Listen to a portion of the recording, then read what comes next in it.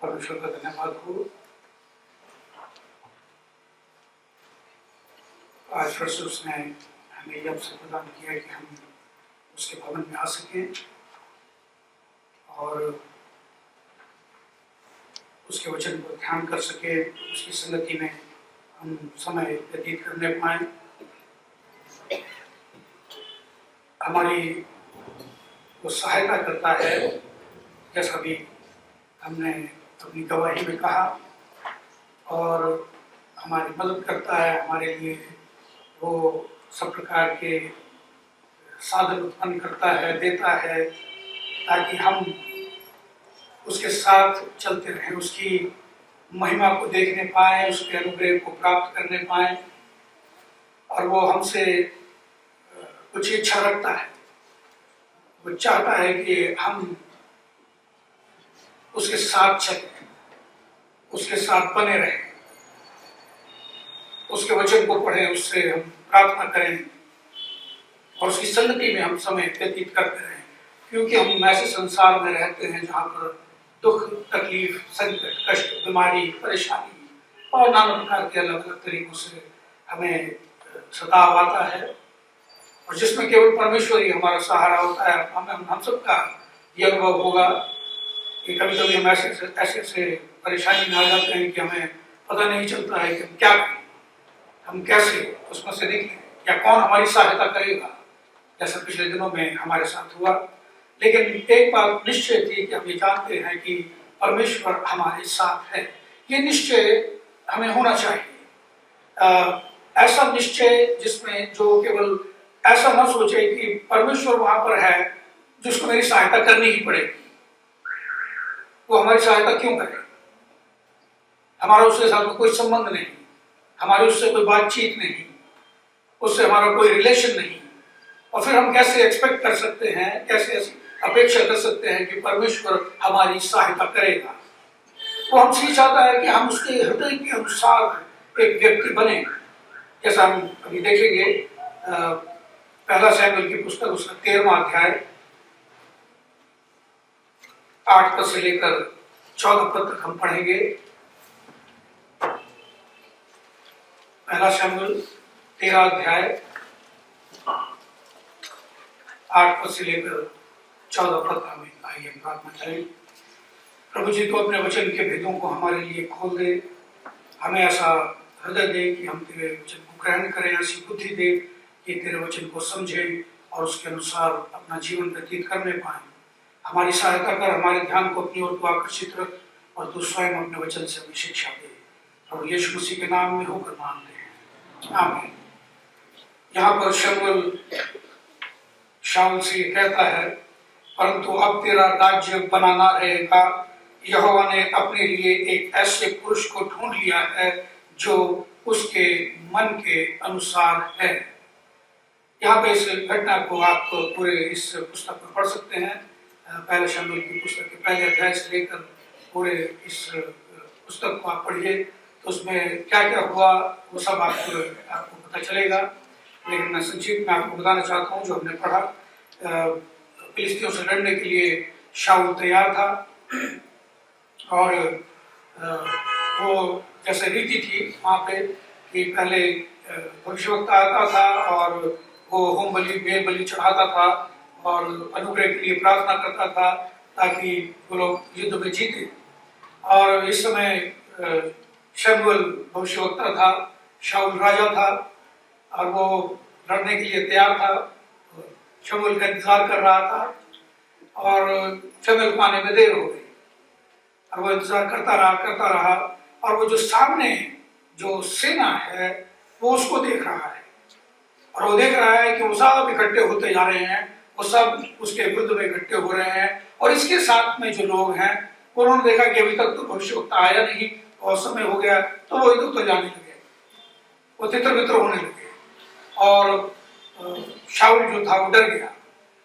उसके विचार हमारे विचारों जैसे थे। उसने कहा अगर ये लोग सब चले जाएंगे तो मैं अकेला कैसे लड़ सकता हूँ?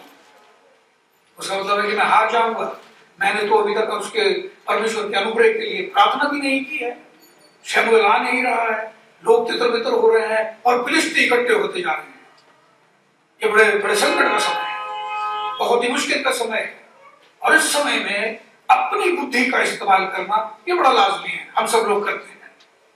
उस समय जो हम तुरंत कर सकते हैं, उस संकट से निकलने के लिए जो तुरंत हम काम कर सकते हैं उसको हम करते हैं, क्योंकि हमारी बुद्धि हमें ये बताती है कि ऐसा करने से तो सफल होगा, अगर तू ऐसा करेगा तो सफल होगा। तो जो काम शमूएल ने करना है तो वो मैं क्यों नहीं कर सकता। अब वो आने में उसको देर हो रही है और ये फिलिस्ती आ गए हैं, किसी भी समय वो चढ़ाई कर सकते हैं। तो वो कहता है कि लाओ भाई मेल बलि होम बलि जो है वो मेरे पास लेके आओ, और उसने शमूएल की जगह पे उसको वो बलि कर दिया। और जब उसने बलि कर दिया, जैसे ही उसने बलि किया शमूएल आ गया। शमूएल आ गया, उसने कहा भाई क्या कर रहे हो। उसने कहा भाई साहब आपको आने में बहुत देर कर दी, ये फिलिस्ती इकट्ठे हो गए हैं, अभी चढ़ाई कर देंगे, तो इसलिए मैंने इस तरह काम कर दिया। ना तो यहोवा के अनुग्रह के लिए प्रार्थना भी नहीं की थी। वो लड़ाई होने को है, बिल्कुल लड़ाई बिल्कुल तैयार है, तो मैं क्या करता, तो मैंने ये कर दिया। और वो एक गलती शाऊल के जीवन का अंत हो गई, उसके राज्य का अंत हो गई। वो शमूएल उससे कहता है कि तूने क्या किया, तूने परमेश्वर ने तुझे आज्ञा दी थी, तूने उसको नहीं माना, और अगर तू उसे मानता तो परमेश्वर तेरे राज्य को इस्राएल पर सदा सर्वदा के लिए स्थिर कर देता। तूने परमेश्वर की बात को नहीं माना, इसलिए परमेश्वर ने अपने मन के अनुसार एक व्यक्ति को चुन लिया है और उसका राज्य सदा सर्वदा के लिए स्थिर करेगा। वो दाऊद था। अब जानते हैं फिर दाऊद का चुनाव हुआ और शमूएल जो है वो दाऊद को मारने के लिए फिरता रहा, क्योंकि उसे पता था कि अब ये मेरी जगह राजा बन जाएगा। और वो अपनी बुद्धि का इस्तेमाल करना ये हमारे लिए बहुत सरल है, लाजमी है और सबसे आसान बात है। क्या मालूम परमेश्वर करेगा या नहीं करेगा, ये प्रश्न शैतान हमारे दिल में डाल देता है। परमेश्वर ने आज्ञा दी, परमेश्वर ने व्यवस्था दी, परमेश्वर ने भविष्यवक्ता दिए, परमेश्वर ने कहा मैं तुम्हारे साथ हूं। शमूएल शाऊल को कहा मैं तेरे साथ हूं, मैं तेरे लिए सब कुछ करूंगा, उसको राजा बनाया। और जैसे ही संकट आया और शैतान ने उससे आकर कहा अगर शमूएल नहीं आया तो, ये इकट्ठे हो गए हैं, सारे फिलिस्ती इकट्ठे हो गए, और अगर शमूएल नहीं आया तो। शाऊल को ये बात एकदम समझ में आ गई, अगर शमूएल नहीं आया तो कौन प्रार्थना करेगा, कौन होम बलि चढ़ाएगा, कौन मेल बलि चढ़ाएगा।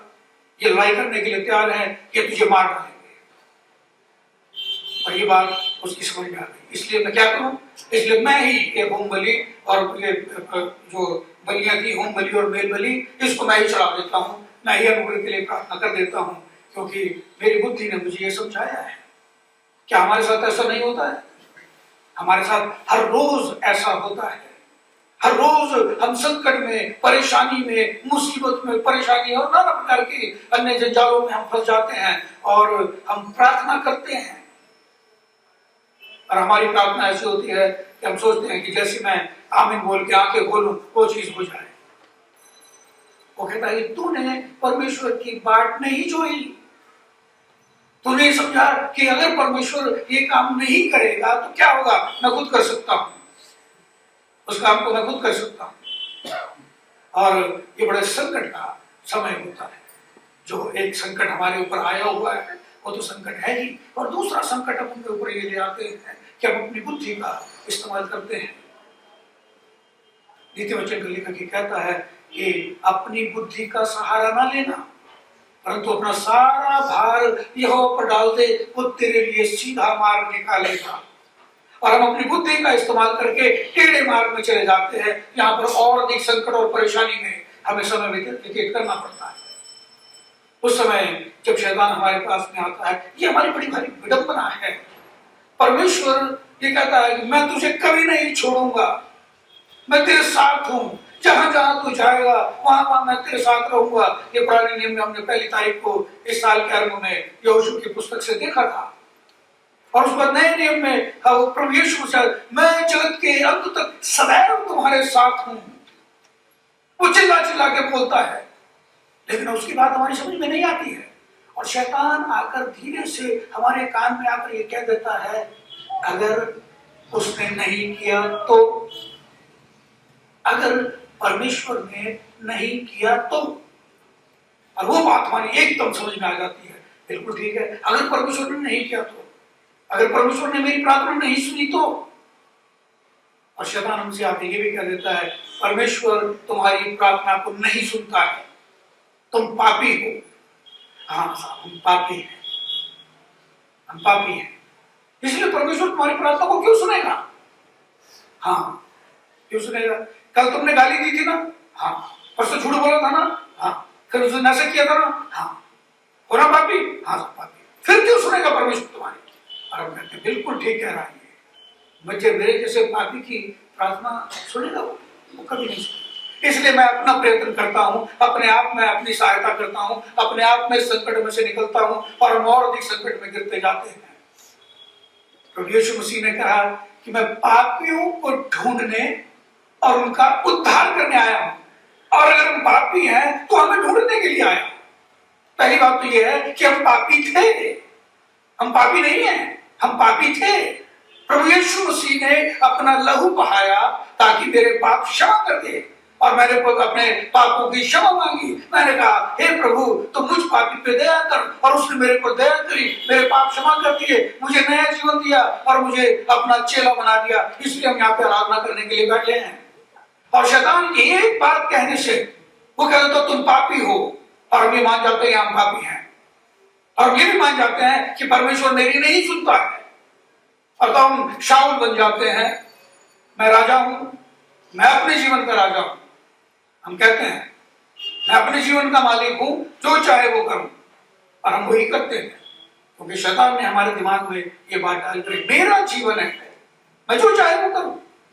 और इसलिए जब मैं संकट में होता हूं तो पहले अपने पैसे का इस्तेमाल करता हूं, जब वो काम नहीं आता है फिर अपने प्रभाव का इस्तेमाल करता हूं, फिर वो नहीं काम आता है फिर मैं अपने मित्रों का इस्तेमाल करता हूं, और जब वो नहीं आता है काम में, जब कुछ भी सब तरफ से निसहाय हो जाता हूं, मैं निसहाय हो जाता हूं, तब मैं कहता हूं, हे प्रभु अब तू मेरी सहायता कर, क्योंकि अब कुछ नहीं रहा, अब कुछ भी नहीं रहा, अब मैं कहां जाऊं? चारों तरफ से अंधकार दिखाई देता है, तब केवल परमेश्वर ही एक आशा की किरण दिखाई देती है सब कुछ करने के बाद। और यदि उस समय परमेश्वर ये कह दे, भाई साहब आपने तो अपना कर लिया, अब मेरे पास क्यों आए हो, अब मेरे पास क्यों आए हो? लेकिन वो ऐसा नहीं करता है, वो फिर भी हमारी सहायता करता है, और फिर हम संकट में जाते हैं, फिर हम वही करते हैं, फिर परमेश्वर के पास आते हैं, और ये हम करते आए हैं, करते आए हैं, करते आए हैं। परमेश्वर का अनुग्रह हमारे ऊपर इस प्रकार से है कि उसने शाऊल की तरह हमसे व्यवहार नहीं किया। शाऊल ने एक गलती की और उसके बाद उसका राज्य उससे छीन लिया गया और दाऊद को दे दिया गया, जो परमेश्वर के मन के अनुसार व्यक्ति था।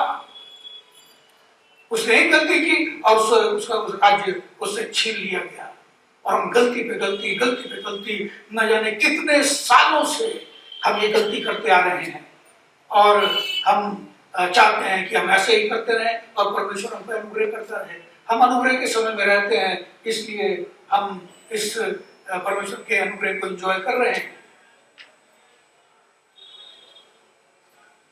अन्यथा यदि वो हमारे पापों के अनुसार हमसे व्यवहार करता तो हम कब के नाश हो गए होते, हम यहाँ पर बैठे हुए नहीं होते, हमारी बरसी मनाई जा रही होती न जाने कौन सी, अगर हमारे एक पाप के कारण वो हमसे इसी प्रकार का बदला लेता हो। लेकिन प्रभु यीशु मसीह अपने इकलौते पुत्र के द्वारा वो हम पर अनुग्रह करता है, क्योंकि वो हमारे लिए परमेश्वर के दाहिनी ओर बैठा हुआ हमारे लिए प्रार्थना करता है। और वो ये चाहता है कि हम परमेश्वर के हृदय के अनुसार व्यक्ति बन सके। हम परमेश्वर के हृदय का, परमेश्वर भी यही चाहता है कि हम उसके हृदय के अनुसार व्यक्ति बन सके। दाऊद कोई फरिश्ता था? दाऊद कोई फरिश्ता था? जी नहीं, आपके और मेरे जैसा व्यक्ति था। उसने आपके और मेरे जैसी गलतियां की, लेकिन परमेश्वर के साथ वो चलता रहा।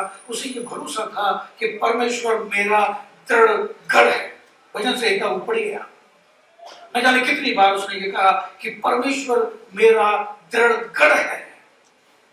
वहीं पर मुझे सहायता मिलती है, वहीं पर मुझे शांति मिलती है, वहीं पर मुझे आराम मिलता है, वहीं पर मुझे सुरक्षा मिलती है, वहीं पर मुझे विजय मिलती है। वो राजा था और उसने नाना प्रकार की गलतियां की, लेकिन परमेश्वर उसके साथ रहा, क्योंकि वो मन का दीन व्यक्ति था, वो बहुत नम्र व्यक्ति था, पौलुस बहुत नम्र व्यक्ति था। वो परमेश्वर के सामने वो घुटने टेक कर रोता, अपनी गलती के लिए पश्चाताप करता, वो अपने कपड़े फाड़ता, अपने सिर पर राख मलता और वो अपनी गलती के लिए वो पश्चाताप करता है। वो बहुत नम्र था, वो राजा था, वो शाऊल की तरह अहंकारी हो सकता था। उसके पास अहंकारी होने के बहुत सारे कारण थे। बहुत सुंदर व्यक्ति था, बहुत सुंदर था। उसके बचपन में जब वो गोलियत से लड़ने के लिए गया तो वहां पर ऐसे लिखा, उसके मुंह से लाली टपकती थी, बहुत सुंदर था। वो उसका बहुत बहुत बहुत बड़ा गुण था।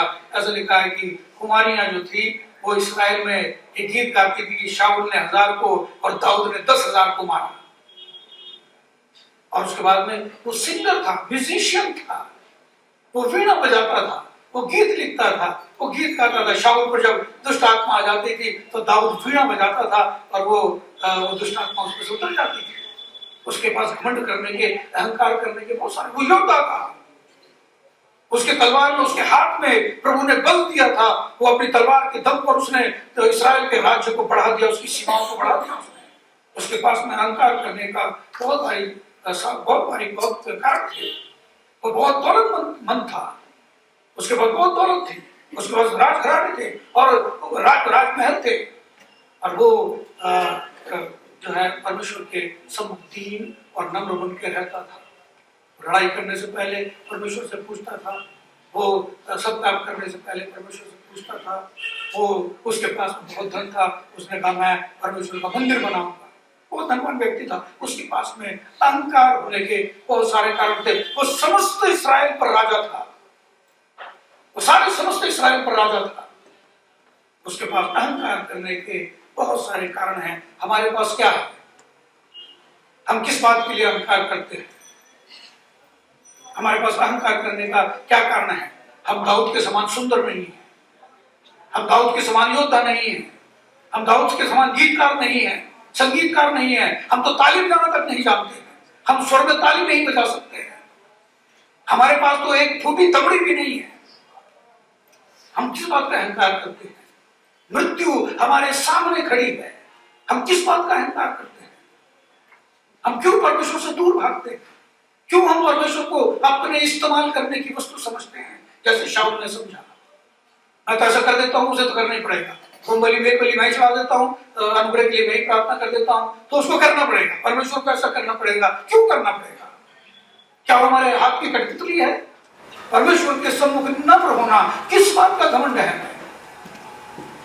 हम आज दिखते हैं, कल नहीं दिखाई देंगे। मेरे ब्रदर लोग कल तक हमारे साथ थे, आज नहीं है। हमें किस बात का घमंड है? हमें नम्र होना पड़ेगा। यदि हम परमेश्वर के मन के अनुसार व्यक्ति बनना चाहते हैं तो हमें नम्र बनना पड़ेगा। दाऊद जो था वो बहुत आदर करता था परमेश्वर का, वो आदर करता था, वो परमेश्वर का बहुत आदर करता था। उसके लिए परमेश्वर सर्वप्रथम था। ये परमेश्वर को आदर देने की सबसे पहली बात है। वो परमेश्वर को हर बात में वो प्रथम रखता था, सब बात को वो परमेश्वर से पूछ कर करता था, वो परमेश्वर के आज्ञा के अनुसार चलता था। उसे ये मालूम था कि यदि किसी का आदर करना है तो वो परमेश्वर का आदर करना है, क्योंकि मनुष्य तो उसके सामने कुछ नहीं था। मनुष्य उसके सामने कुछ नहीं था। मैं समझता हूँ कि जब वो अपने पूरी जवानी में होगा योद्धा, तो वो आदमी को आदमी नहीं समझता था, लेकिन उसे ये मालूम था कि परमेश्वर आदर के योग्य परमेश्वर है, वो भय के योग्य परमेश्वर है। उसका आदर करने से विजय प्राप्त होती है, उसकी आज्ञा का पालन करने से विजय प्राप्त होती है। दाऊद जो था वो परमेश्वर पर पूरा भरोसा रखता था, 100% उसका विश्वास था उसका भरोसा परमेश्वर के ऊपर था। वो जानता था कि परमेश्वर जो है वो कभी फेल नहीं होता है। वो मैं हूं जो हमेशा फेल हो जाता हूं, मैं हूं जो अविश्वास योग्य हूं, मैं अविश्वास योग्य दास हूं, लेकिन परमेश्वर विश्वास योग्य है, उसको वो कभी फेल नहीं होता है। और वो जब जब उस आप पढ़िए, वो कहता है जब जब तेरे दास ने पुकारा, जब जब संकट में पड़ा हुआ मैंने तुझे पुकारा, तेरे दास ने तुझे पुकारा, तूने उसको उत्तर दिया है। जब जब मैंने तुझे पुकारा है तब तब तूने मुझे उत्तर दिया है। ये कितना आनंद का जीवन होगा, क्या आपने कभी कल्पना की है? सब कुछ होते हुए भी परमेश्वर के सम्मुख दीन नम्र होना, उसका आदर करना, उस पर विश्वास करना, पूर्ण विश्वास। अगर कोई हमसे ये पूछे कि क्या आप प्रभु यीशु मसीह पर विश्वास करते हैं, हाथ खड़ा कीजिए, तो हम दोनों हाथ खड़े कर देंगे। मतलब ये बताना चाहते हैं कि इतना विश्वास नहीं, इतना विश्वास करते हैं, और उसके दूसरे ही क्षण चिंतित हो जाते हैं, अब क्या होगा? क्योंकि शैतान धीरे से आकर कहता है अगर उसने नहीं किया तो बस। चंद शब्द आकर वो हमारे कान में कह जाता है, और वो जो दोनों हाथ खड़ा करके हमने विश्वास बताया था वो धराशायी हो जाता है, वो धूल में मिल जाता है। विश्वास कहाँ रहा मालूम नहीं, लेकिन जैसे अच्छे दिन आ जाते हैं फिर दोनों हाथ खड़ा करके हम कहते हैं हम प्रभु यीशु मसीह पर विश्वास करते हैं। वो परमेश्वर से प्रेम रखता था, वो परमेश्वर से प्रेम रखता था। वो अपने भजन में कहता है हे परमेश्वर मैं तुझसे प्रेम रखता हूं। कभी आपने अपनी प्रार्थना में प्रभु से ये कहा कि प्रभु मैं तुझसे प्रेम रखता हूं? कभी कहा आपने? घुटने टेक कर, आंसू बहाते हुए, अपने दिल को खोलकर, क्या आपने परमेश्वर से कभी ये कहा हे प्रभु मैं तुझसे प्रेम रखता हूं? हम नहीं कहते हैं, हम कभी भी नहीं कहते हैं, क्योंकि हमें डर है। अगर मैंने उससे ये कहा कि हे प्रभु मैं तुझसे प्रेम रखता हूं, प्रभु यीशु मसीह ने पतरस से पूछा क्या तू मुझसे प्रेम रखता है? उसने कहा हाँ प्रभु मैं तुझसे प्रेम रखता हूं। क्या तू मुझसे प्रेम रखता है? हाँ प्रभु मैं तुझसे प्रेम रखता हूं। क्या तू मुझसे प्रेम रखता है? अरे हाँ प्रभु प्रेम रखता हूं। अपनी भाषा में बता रहा हूं, 3 बार उससे पूछा गया, पतरस झुंझला गया। हाँ प्रभु मैं तुझसे प्रेम रखता हूं, तू जानता है मैं तुझसे प्रेम रखता हूं, जा मेरी भेड़ों को चरा। इसलिए हम उससे नहीं कहते हैं जा मेरी भेड़ों को चरा, जा मेरी भेड़ों की रखवाली कर। और हमसे होगा तुम प्रभु मैं तुझसे प्रेम रखता हूं, तुम मुझसे प्रेम रखता है? हाँ प्रभु मैं तुझसे प्रेम रखता हूं, जा जाकर सुसमाचार प्रचार कर। अब वो प्रेम ठंडा हो जाता है, वो प्रेम खत्म हो जाता है। तो प्रभु पिताजी मारेंगे, मम्मी डांटेंगी, पत्नी गुस्सा हो जाएगी, पागल हो गए हो क्या, सुसमाचार प्रचार करने जा रहे हो? पैसे नहीं है, गर्मी है, सर्दी है, धूप है, दोस्त क्या कहेंगे, मोहल्ले वाले क्या कहेंगे, बजरंग वाले मारेंगे, आरएसएस वाले मारेंगे, हमारे पास हजारों बहाने आ जाते हैं। इसलिए हम नहीं कहते उससे कि हे प्रभु मैं तुझसे प्रेम करता हूं। ये बड़े, क्योंकि हमें जानते हैं ये बड़े संकट की बात है उससे क्या करना, क्योंकि वो तुरंत अपना काम हमें दे देगा जो हम करने के लिए तैयार नहीं है। ना तो हम शारीरिक रूप से तैयार हैं, ना हम मानसिक रूप से तैयार हैं, ना ही हम आत्मिक रूप से तैयार हैं। इसलिए हमारी प्रार्थना मैं मेरा मुझे, मैं अपने आप से प्रेम करता हूं, मैं अपने परिवार से प्रेम करता हूं, मैं अपने आप से प्रेम करता हूं, मैं मेरा मुझे, मैं मेरा मुझे, आमीन। वो हम चाहते हमें सिर्फ एक ही बात ध्यान रखती है, प्रभु यीशु मसीह ने कहा मांगो तो तुम्हें दिया जाएगा, तो इसलिए देता रहे देता रहे देता रहे देता रहे। कभी नहीं कहते हैं हे प्रभु मैं तुझसे प्रेम रखता हूं। दाऊद ने अपना मुंह खोलकर उससे कहा भजन संहिता 18 में, हे प्रभु मैं तुझसे प्रेम करता हूं, मैं तुझसे प्रेम रखता हूं। ये अपना प्रेम प्रकट करना है। और दाऊद को कहा गया जा मेरी भेड़ों को चरा, प्रभु मैं तैयार हूं। उसने कहा इसे राजा बनाया जाएगा, उसने कहा प्रभु मैं तैयार हूं। और वो उसकी प्रजा की देखभाल करता रहा, वो चरवाहा था और उसे चरवाहे के बारे में मालूम था। भजन संहिता 23 हमको हनुमान चालीसा की तरह याद है। उसके आगे पीछे क्या हुआ, दाऊद ने क्यों ऐसा कहा, वो हमने जानने की कोशिश नहीं की। हमने सोचा इसको पढ़ने से भूत भाग जाता है। जब मेरे चरवाहा मुझे एक भाई ने कहा, मैं जा रहा था, मुझे पता नहीं था यहाँ कब्रिस्तान है, जैसे मैंने देखा यहाँ कब्रिस्तान है, मैं वो वजह से इतना तेज पढ़ने लगा, हनुमान चालीसा मैं पढ़ने लगा और मैं कब्रिस्तान से पार हो गया। किसी भूत ने मेरा कुछ नहीं बिगाड़ा।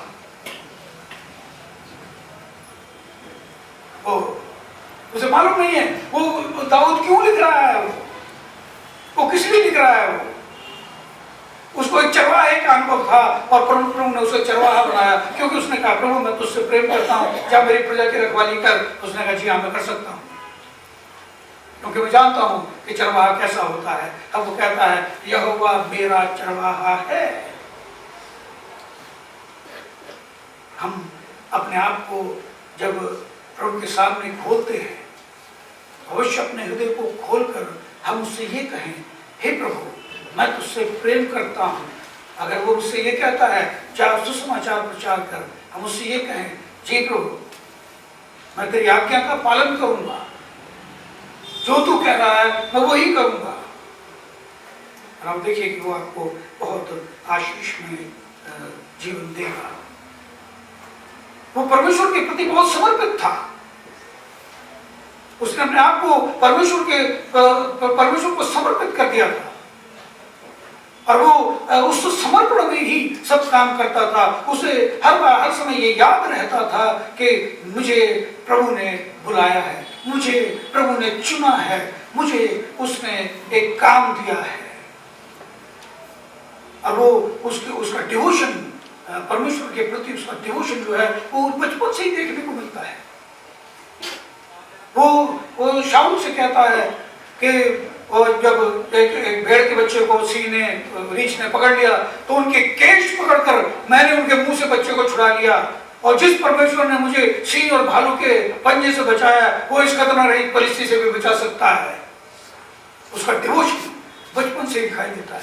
बचपन से ही उसे परमेश्वर से प्रेम करना, उसके प्रति समर्पित रहना सिखाया गया था। उसे बताया गया था कि ऐसा करने से तेरे सब काम सफल होंगे, और वैसा ही करता रहा। वो परमेश्वर के प्रति बहुत ही समर्पित था। परमेश्वर उसके प्रति विश्वास योग्य था, वो परमेश्वर के प्रति विश्वास योग्य था। वो बहुत विश्वास योग्य व्यक्ति था। वो परमेश्वर तब परमेश्वर से कहता है, परमेश्वर शाऊल से कहता है मैंने अपने लिए एक व्यक्ति को चुन लिया जो मेरे मन के अनुसार है। कितनी महान बात है, मैंने उस व्यक्ति को चुन लिया है जो मेरे मन के अनुसार है। क्या हमें जब अपने आप को प्रार्थना में बैठते हैं, जब हम बाइबल पढ़ते हैं, तो क्या हम अपने आप को झांक कर देखते हैं क्या मैं परमेश्वर के मन के अनुसार व्यक्ति हूँ? क्या मैं परमेश्वर के प्रति विश्वास योग्य हूँ? वो हमें अपने मन के अनुसार व्यक्ति बनाना चाहता है। वो हमारे अंदर उस विश्वास योग्यता को देखना चाहता है जो दाऊद में थी। वो परमेश्वर के प्रति बहुत विश्वास योग्य था, और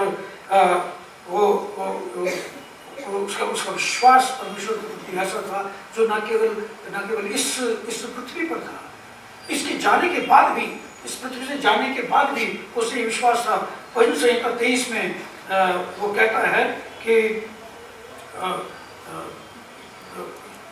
भलाई और करुणा सदा मेरे साथ बनी रहेगी, भलाई और करुणा सदा मेरे साथ बनी रहेगी, और मैं यहोवा के धाम में सर्वदा वास करूंगा। उसे ये निश्चय है, भलाई और करुणा जीवन भर मेरे साथ बनी रहेगी, और जब मैं यहां से चला जाऊंगा तो सर्वदा यहोवा के धाम में मैं विश्राम प्राप्त करूंगा। हमें तो इस बात का भी निश्चय नहीं है, क्योंकि शैतान हमारे पास आकर कहता है तुम पापी हो, और हम मान जाते हैं, और प्रभु यीशु मसीह के क्रूस पर किए हुए बलिदान को भूल जाते हैं, उसके बहाए गए लहू को भूल जाते हैं, और शैतान की बात को मान लेते हैं। हम कहते हैं पापी हैं।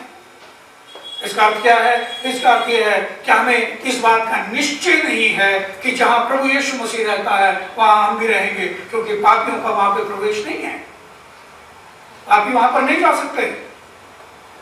और क्योंकि पापी वहां पर नहीं जा सकते हैं, इसलिए प्रभु यीशु मसीह इस पृथ्वी पे आया ताकि वो हमारे पापों को क्षमा कर दे। और वो कहता, जहां मैं रहूंगा वहां तुम भी रहोगे। इस पृथ्वी से जाने के बाद जहां मैं रहता हूं वहां तुम भी रहोगे। इसलिए हमें बीमारी का डर है, हमें मृत्यु का डर है। हम मृत्यु से क्यों डरते हैं? इसलिए क्योंकि हमें मालूम नहीं है कि हम कहां जाएंगे। जब हम चर्च में बैठे होते हैं, हमारी आत्मा प्रफुल्लित हो जाती है, हम कहता है मैं स्वर्ग में जाऊंगा। और यहाँ से निकलने के बाद में जब संसार में जाते हैं, शैतान आके कहता है देखो पाप करते हो ना तुम नरक में जाओगे, और हमें पता नहीं होता है किधर जाएंगे। मेरे पिता कहते थे कि ऐसा है जैसे कि वो एक व्यक्ति कहता है जिधर भेज देगा उधर चले जाएंगे, जिधर भेज देगा उधर चले जाएंगे। जी नहीं, वो आपके द्वारा चुने गए स्थान पर ही आपको भेजेगा। वो अपनी मर्जी से वहां पर न्याय नहीं करेगा, वो आपकी मर्जी से न्याय करेगा। आपने जिस मार्ग को चुना है, जिस गंतव्य स्थान को चुना है, वहीं पर आपको वो भेजेगा।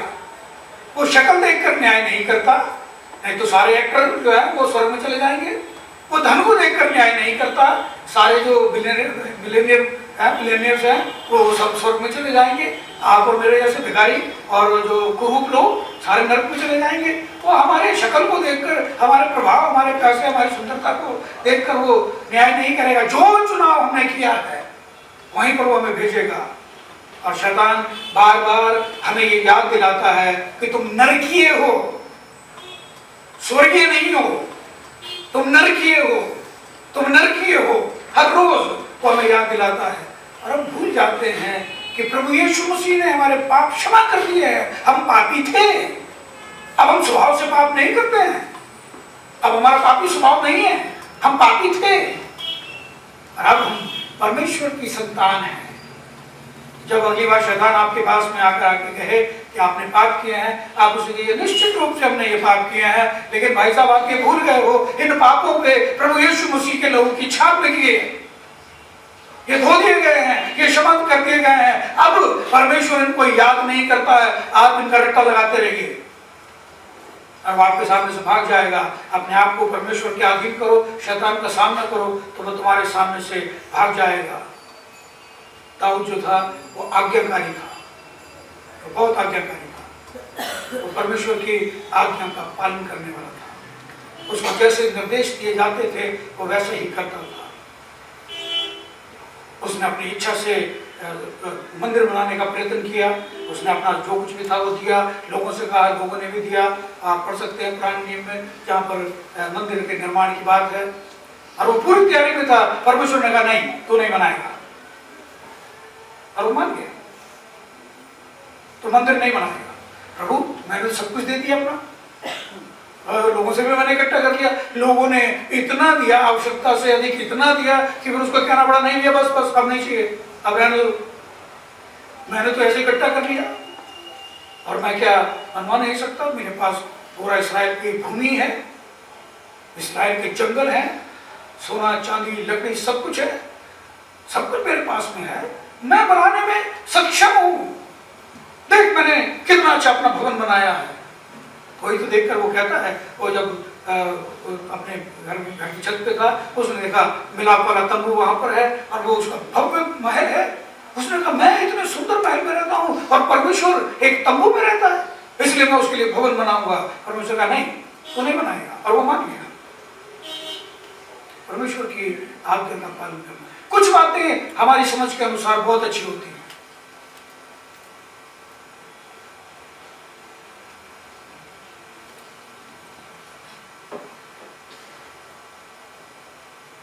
वो हमारी समझ के अनुसार, हमारे कैलकुलेशंस के अनुसार, हमारे लॉजिक के अनुसार बिल्कुल ठीक होती है, वो बिल्कुल सही जान पड़ती है। और हम सोचते हैं परमेश्वर हमसे यही चाहता है, यही चाहता है, सब कुछ उसने दिया है, सब कुछ है मेरे पास में, सब कुछ है और मैं ये काम कर सकता हूँ। और फिर हम प्रार्थना करते हैं प्रभु तेरा धन्यवाद हो, तूने सब कुछ दिया है, अब मैं ये काम करने जा रहा हूँ, तेरे लिए मैं ये काम करूंगा। वो कहता नहीं मत करना, ये अपने लिए मैं ये काम करूंगा। उसने नहीं, मुझे नहीं चाहिए, मुझे नहीं चाहिए। फिर हम कहते नहीं ये प्रभु नहीं कह सकता है, ये प्रभु नहीं कह सकता है, क्योंकि हमें प्रभु से ना सुनने की आदत नहीं है, हम उससे केवल हाँ ही सुनना चाहते हैं। आमीन बोल के हम कहते हैं, उसका मतलब ये जैसा मैंने कहा ऐसा ही हो, आमीन, मैंने आमीन बोला है। और वो जब ये कह रहा है, मना कर रहा है, तो वो नहीं कर सकता, वो मना नहीं कर सकता, क्योंकि हम अपनी बुद्धि के विरुद्ध में जाना नहीं चाहते हैं, क्योंकि हमारी लॉजिक के अनुसार, हमारे कैलकुलेशंस के अनुसार वो बिल्कुल ठीक है, वो बिल्कुल सही है। तो परमेश्वर इन सब सही बातों को मना कैसे कर सकता है? और हम परमेश्वर की बात को नजरअंदाज कर देते हैं और अपनी अपनी बुद्धि का इस्तेमाल करके हम आगे बढ़ना चाहते हैं। ये विश्वास योग्यता है, ये परमेश्वर पर भरोसा रखना है। जो कह रहा है वो बिल्कुल सही कह रहा है, जो हमने जो सोचा है वो गलत है। हम जो सोचते हैं वो हमेशा ही गलत होता है।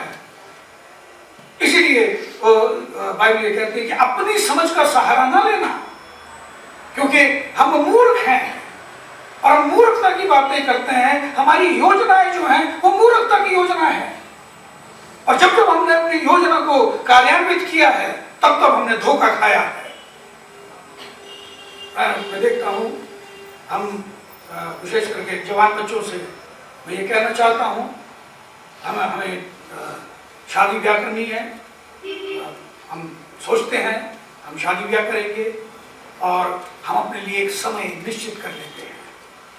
जब मैं 24 साल का हो जाऊंगा तो मैं शादी कर दूंगा, जब मैं कितने साल का हो जाऊंगा तो मैं शादी कर दूंगा। और हम उस समय को निश्चित कर, हमारी योजना है तो मैं इतने साल में बीए पास कर लूंगा, फिर मुझे एक नौकरी मिल जाएगी, फिर मेरे को इतनी तनख्वाह मिलेगी, फिर मैं घर किराए पे ले सकता हूँ, मैं ये भी कर सकता हूँ, और इस समय मैं शादी कर लूंगा। और जब समय आ जाता है और हम कहते हैं प्रभु मैं शादी करने वाला हूँ, वो कहता नहीं, हमारा हृदय लगा हुआ है, प्रेम है और बहुत अच्छी बात, सब कुछ अच्छा है, परमेश्वर मना कैसे कर सकता है?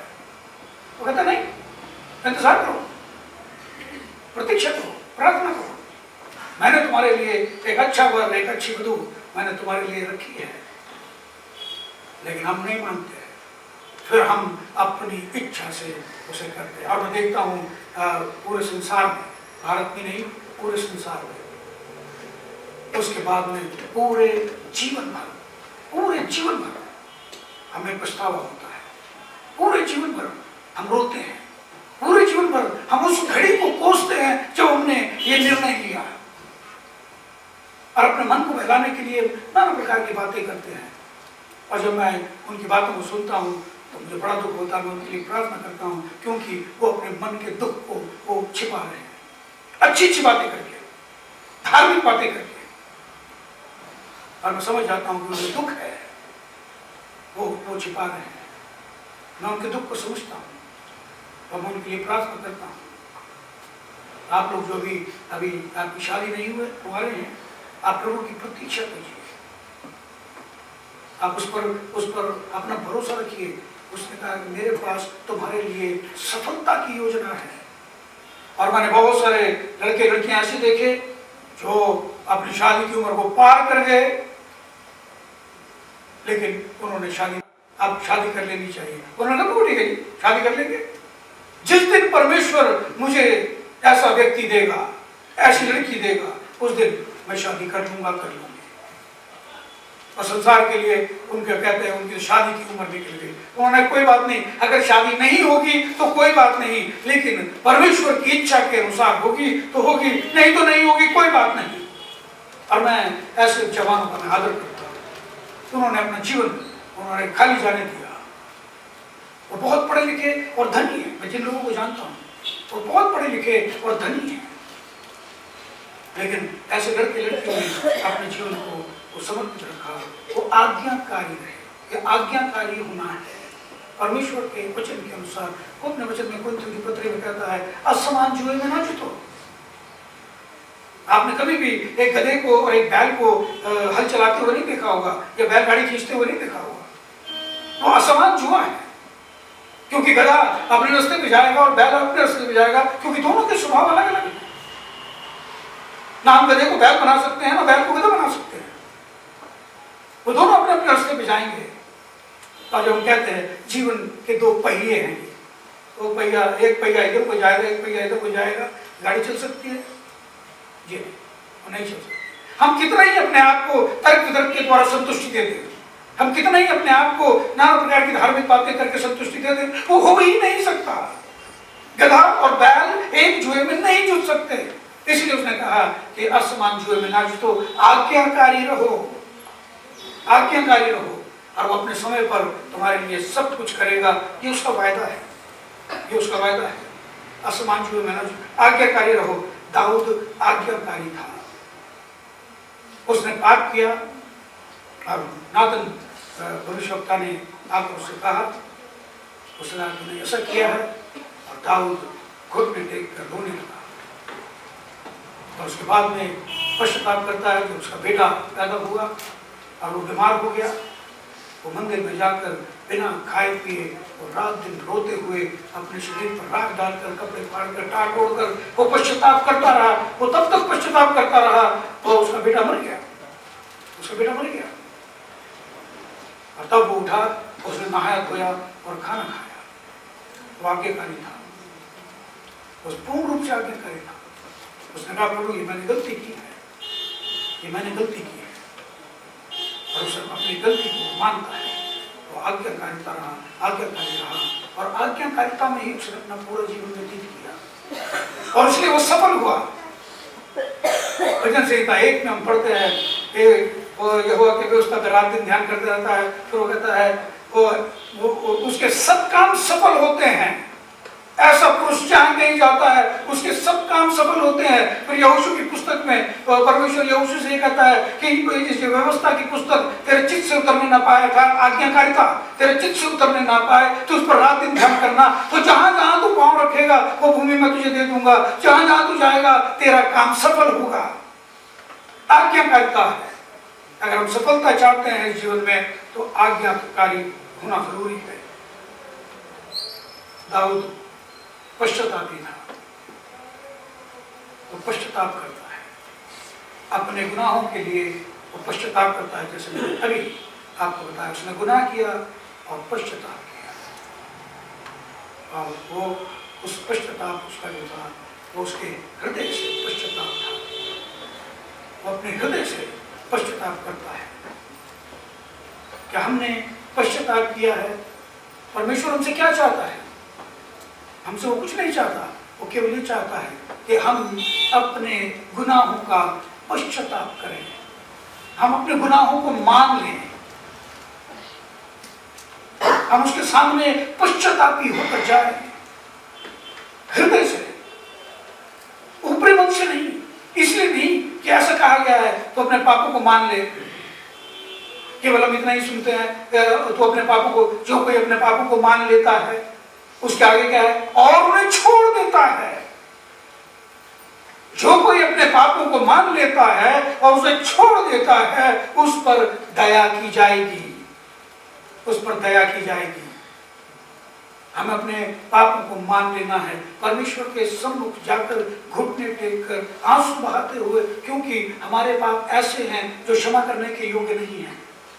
परमेश्वर हमारे पापों को क्षमा करने के लिए बाध्य नहीं है, परंतु हमें उसे बाध्य करना है कि वो हमारे पापों को क्षमा कर दे, और वो केवल पश्चाताप से ही हम उसे बाध्य कर सकते हैं। सच्चे मन के परिवर्तन से, सच्चे मन से पश्चाताप करने से हम उसे बाध्य कर देते हैं कि वो हमारे पापों को क्षमा कर दे।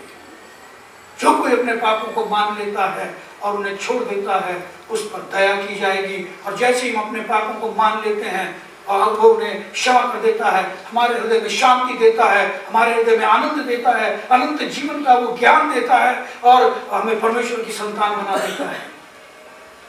वो हमें ईसाई नहीं बनाता है, वो हमें अपने योग्य एक व्यक्ति बना लेता है, अपने मन के अनुसार एक व्यक्ति बना लेता है।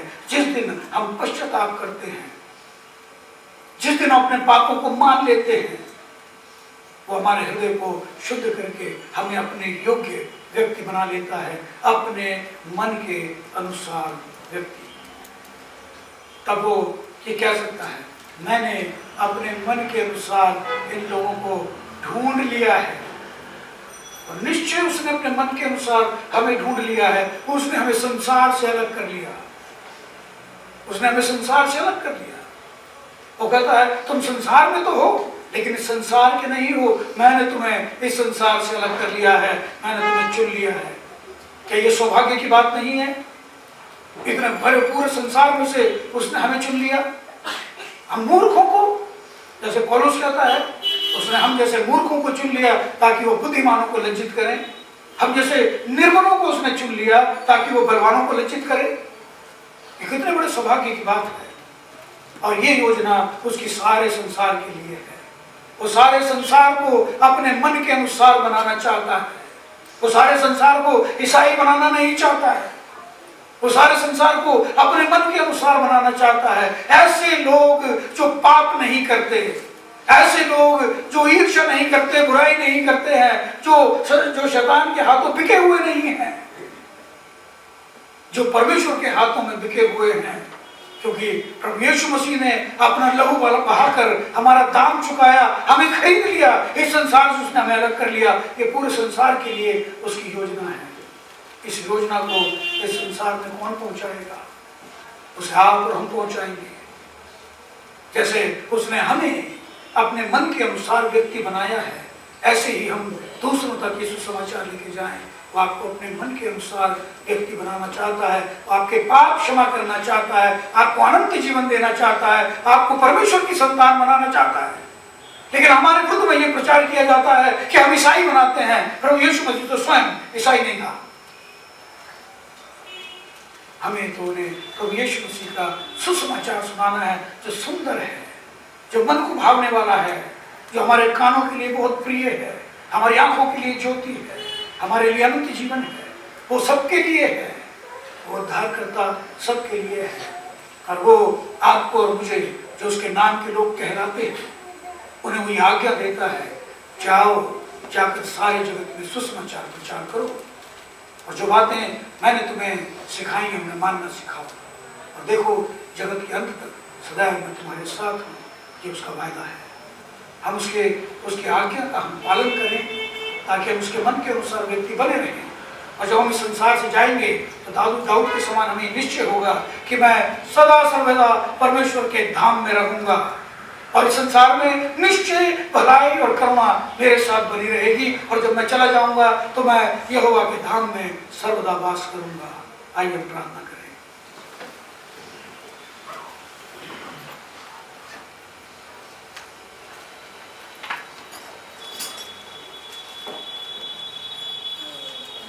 हम तो धन्यवाद करते हैं प्रभु, तुमने इस संसार में से हमें चुन लिया,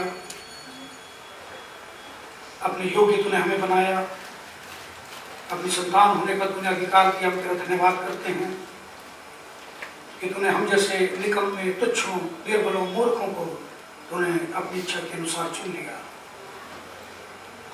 हम प्रभु तेरे प्रति सदा धन्यवादी हैं, और हम तुझसे ये प्रार्थना करते हैं कि तू अपने आत्मा के प्रभाव से हमें बलवंत बना, ताकि हम इस सुसमाचार को अपनी जगह पर इस देश में और पूरे संसार के कोने कोने तक पहुंचा सकें, ताकि पूरा संसार तेरे मन के अनुसार होने पाए, तेरी इच्छा पूरी हो। तो यीशु मसीह के नाम में होकर मांगते हैं, आमीन।